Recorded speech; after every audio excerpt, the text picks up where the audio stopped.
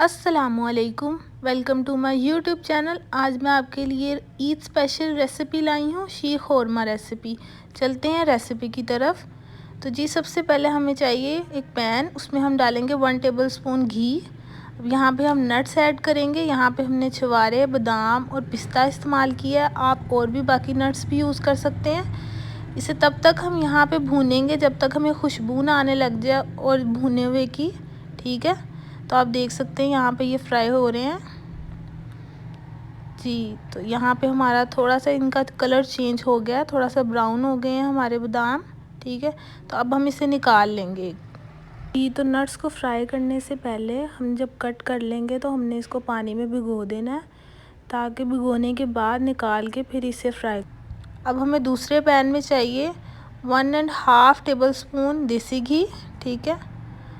उसमें हम डालेंगे 1 कप सवैयाँ। यहाँ पे हम बारीक सवैयाँ इस्तेमाल करेंगे और 1 कप इस्तेमाल करेंगे। बिल्कुल लो फ्लेम पे इसे हम भूनेंगे, बिल्कुल भी तेज़ आंच नहीं करनी कि कहीं से ज़्यादा और कहीं से कम।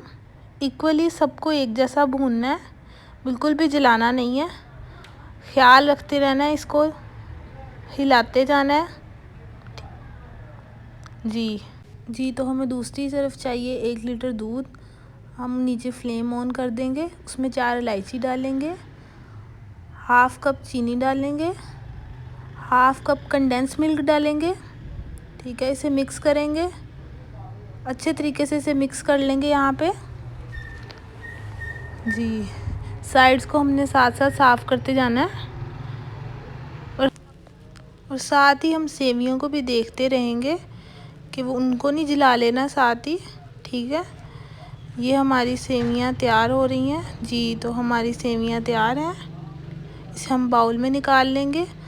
अब यहाँ हम दूध की तरफ आ जाएंगे, उसे पकाते जाएंगे। यहाँ पे हमने 1 लीटर दूध लिया है, तो इसका 1/4 हमने पका लेना है, थोड़ा सा दूध गाढ़ा करना है जी। तो आप देख सकते हैं कि दूध पक रहा है। जैसे पकना स्टार्ट हो जाए, इसमें हम सारे अपने नट्स ऐड कर लेंगे जिन्हें हमने फ्राई किया था। अच्छे तरीके से मिक्स करेंगे।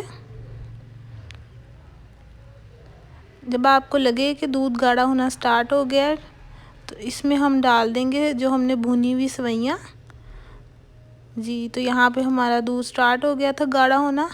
हमने इसमें सवैयाँ डाल दी जिन्हें हमने भून लिया था।